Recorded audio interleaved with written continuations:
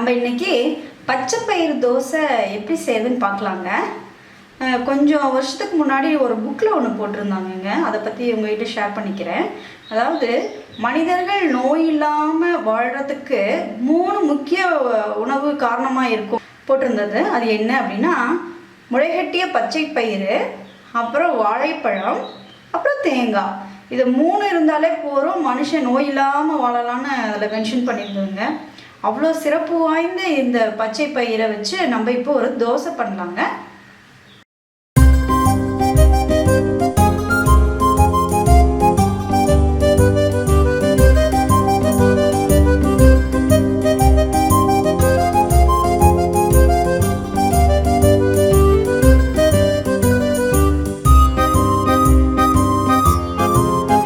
This is idli batter.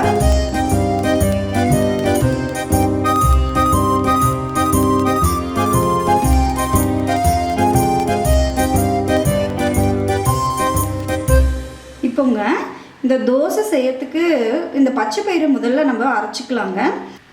இப்போது பச்சை பயிறு, ஊற வச்ச பச்சை பயிறு நல்லா குறைஞ்சது ஒரு 4 ஹவர்ஸாவது ஊறணும்.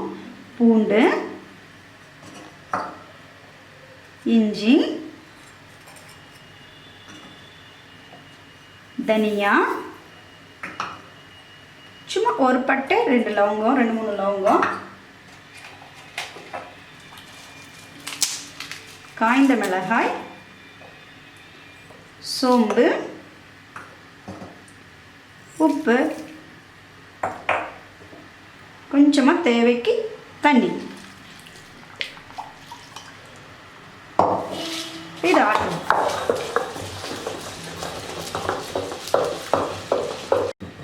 இப்போ பாருங்கள், நல்லா நைஸாக கிரைண்ட் பண்ணிட்டோம். இப்போது இது இட்லி பேட்டரோடு சேர்த்து நம்ம கரைச்சிக்கலாங்க. பாருங்கள், இந்த பச்சை பயிறு மாவு கூட இட்லி மாவு, இது நல்லா புளிக்க வச்ச இட்லி மாவு, அப்புறம் நல்லா பொடியாக நறுக்கி வச்ச ஆனியன்ஸு, கருவேப்பிலை எல்லாம் போட்டு கலச்சி ஒரு 1 hour வெயிட் பண்ணலாங்க. இப்போது கல் நல்லா காஞ்சிருச்சுங்க. ஒரு கரண்டி மாவு எடுத்து நல்லா ஸ்ப்ரெட் பண்ணிடலாங்க.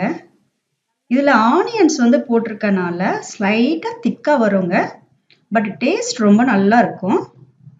இப்போ ஆயிலை விட்டு 2 பக்கமும் பொன்னிறமாக போட்டு எடுக்கலாம்.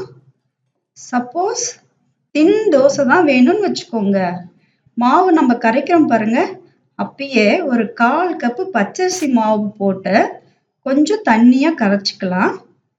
அதோட நம்ம போடுற வெங்காயத்தை நல்லா பொடி பொடியாக நறுக்கி போடலாம். சூப்பராக வருங்க. பாருங்கள், இந்த பச்சை பயிர் தோசை அப்புறம் என்னோட மதர்-இன்-லா ஸ்பெஷலாக அரைச்சி கொடுத்த இட்லி பொடியோடு உங்களுக்கு கொடுக்குறேன். வாங்க சாப்பிடலாம். தேங்க்யூ.